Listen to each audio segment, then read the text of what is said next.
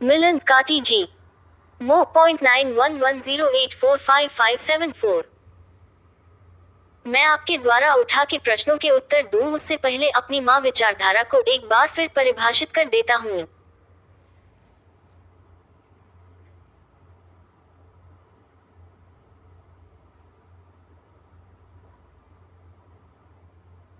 मैं अधिवक्ता कमलेश मित्रा हूँ, और यह उत्तर मेरी तरफ से है, हमारी विचारधारा से परिचित सभी मित्रों के लिए। हमारी सोच में भगवान, धर्म, विवाह जैसे शब्द भाषा विज्ञान के कारण आए हैं। ये मानवीय अनुभवों से विकसित हुए, न कि किसी पूर्व निर्धारित सिस्टम से। मनुष्य को छोड़कर कोई अन्य प्राणी भगवान को नहीं मानता, लेकिन डर और प्रसन्नता के बीच भगवान की अवधारणा उत्पन्न होती है, क्योंकि आरंभ में व्यक्ति इन भावनाओं के स्रोत को नहीं समझ पाया। इस भगवान को बार बार प्राप्त करने के उपक्रम को ही धर्म कहा जाता है। शब्द विन्यास के अनुसार भग और वान होता है, अर्थात स्त्री पुरुष के यौनांग आनंद का मूल स्रोत है। यह एक प्रक्रिया है, प्रसन्नता प्राप्त करने की है। लेकिन कुछ विद्वान अपने निहित स्वार्थों से भगवान आधारित भय उत्पन्न करते हैं। विवाह संस्कार बनाकर, गोत्र और वर्जित विवाह आदि बनाकर इस प्रसन्नता को बाधित करते हैं और भगवान का आदेश बता देते हैं। भगवान के ऊपर भी परम ब्रह्म बता देते हैं, परमेश्वर बना देते हैं।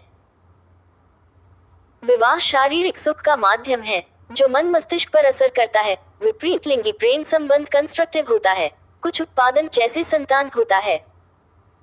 लेकिन समान लिंग के संबंध कंस्ट्रक्टिव नहीं, कुछ उत्पन्न नहीं होता। समलैंगिकता की स्वीकृति पश्चिमी देशों से आई है, पारिवारिक प्रेम संबंधों को प्रतिबंधित करके। माँ बच्चे का प्राकृतिक प्रेम वस्त्र विहीन होता है, जन्म से ही होता है, परंतु पश्चिमी देशों की महिलाएं बच्चों को स्तनपान कराना भी नारी स्वतंत्रता और समानता के विपरीत मानती हैं। उस अवधारणा को भारतीय नगरीय क्षेत्र में भी विकसित किया जा रहा है, क्योंकि अमेरिकन अथवा यूरोपीय कंपनियों का दूध का डब्बा तभी बिकेगा जब औरतें अपने बच्चों को स्तनपान नहीं कराएंगी, और काम स्तनपान करने के कारण बच्चा हमेशा के लिए मानसिक रूप से कमजोर हो जाएगा, जीवन भर स्त्री के स्तन की तलाश करता रहेगा। वह कुछ कंस्ट्रक्टिव करने के लिए स्त्री के पास नहीं जाएगा, बल्कि बचपन की अतिरिक्त इच्छा को पूरा करने के लिए स्त्री के पास जाएगा। ये व्यापारिक संस्कृति पर आधारित यौन व्यवहार है, अप्राकृतिक है। भारतीय उपमहाद्वीप में इसे विकृति माना जाता है। प्राकृतिक रूप से अपंग लोग पैदा होते हैं, वैसे ही मानसिक रूप से विकृत लोग भी पैदा होते हैं, पैदा हो सकते हैं। पुरुष में पुरुष मानसिकता और स्त्री में स्त्री मानसिकता होनी चाहिए, अन्यथा इसे मेंटल डिसऑर्डर माना जाना चाहिए।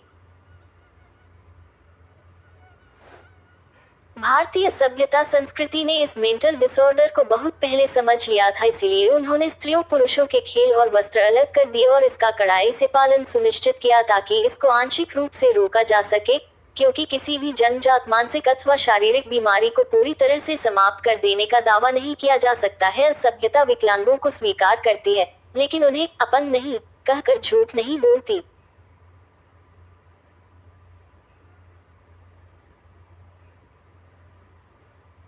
वैश्विक संस्कृति में लोगों को मानसिक रूप से विकलांग बनाया जा रहा है, व्यापार के लिए। अमेरिका यूरोप में इंसेस्ट को टैबू बनाकर परिवारों को नष्ट किया है। दूसरी अवधारणा ये भी है कि परिवार जितने कमजोर रहेंगे, राज्य उतना मजबूत रहेगा।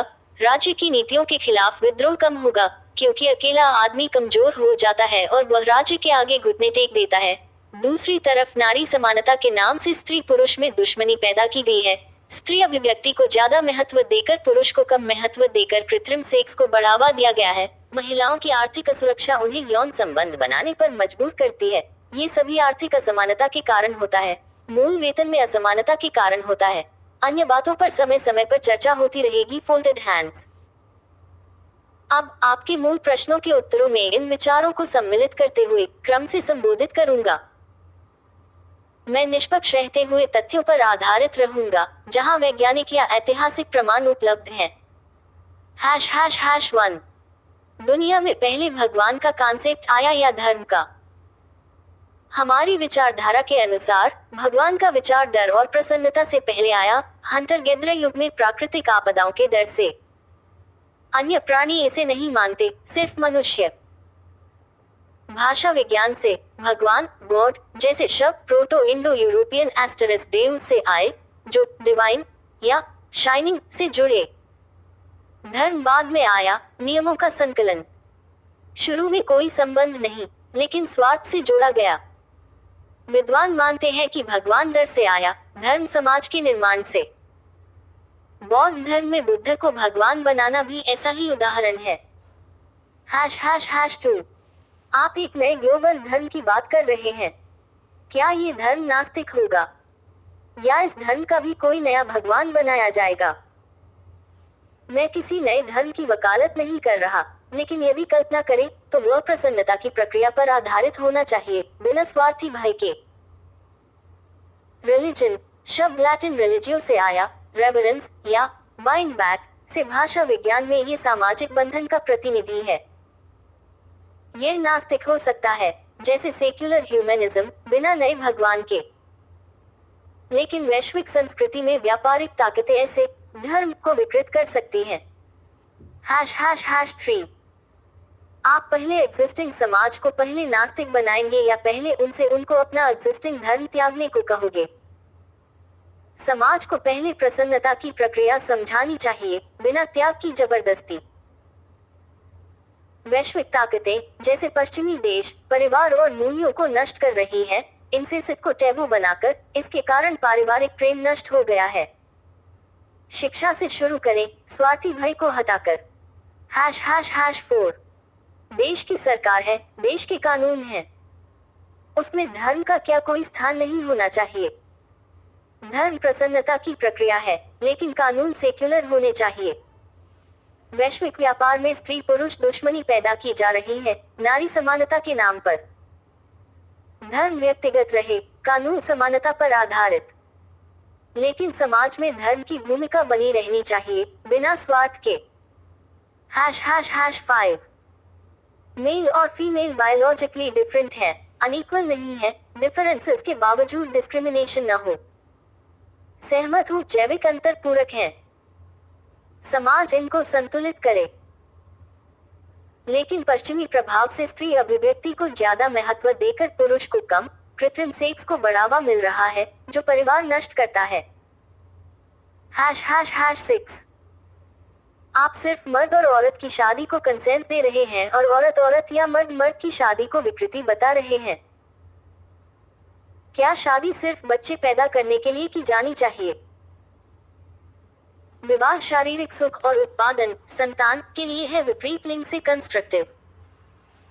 मैरिज शब्द लैटिन मैरिटूस, हस्बैंड से आया, भाषा विज्ञान में पारंपरिक संघ से जुड़ा। समान लिंग संबंध कंस्ट्रक्टिव नहीं। प्रकृति में प्रजनन जरूरी, लेकिन मनुष्य अपवाद। LGBTQ+ को विकृति मानता हूँ, मेंटल डिसऑर्डर, जैसे अपंगता। अपंगों को स्वीकार करें, लेकिन सत्य नकारे नहीं। वैश्विक ताकतें सभी को विकलांग बना रही है व्यापार के लिए। ###7 जो आज LGBTQ+ कम्युनिटी है, क्या वो नैसर्गिक स्थिति नहीं है? कोई जानबूझकर ये नहीं बनता। हार्मोनल इम्बैलेंस की वजह से आदि। यह नैसर्गिक नहीं, मेंटल डिसऑर्डर, हार्मोनल असंतुलन से। कोई जानबूझकर नहीं बनता, लेकिन प्राकृतिक रूप से पुरुष पुरुष मानसिकता होनी चाहिए। स्वीकृति पश्चिमी है, भारत में विकृति। हालांकि इतिहास में प्राचीन भारत में समलैंगिक व्यवहार के उदाहरण हैं, जैसे खजुराहो मंदिरों में छवियां और मिथोलॉजी मित्र वरुण, जो बताते हैं कि यह पूरी तरह नया नहीं, लेकिन कॉलोनियल लॉ से क्रिमिनलाइज हुआ। वैज्ञानिक सहमति है कि ये डिसऑर्डर नहीं, बल्कि सामान्य वेरिएशन। अपन ने 1973 में DSM से हटाया। एनिमल्स में 1000+ स्पीशीज में देखा गया, जैसे डॉल्फिन्स, लॉयंस। पश्चिमी स्वीकृति 20वीं सदी में बढ़ी, जैसे नीदरलैंड्स 2001 में सम सेक्स मैरिज। इलाज यदि असंतुलन तो थेरेपी, लेकिन जबरन बदलाव गलत। समाज समावेशी बने, लेकिन सत्य को पहचाने। यह मेरी विचारधारा है, सम्मिलित करके। सामाजिक चिंतक अधिवक्ता कमलेश मित्रा।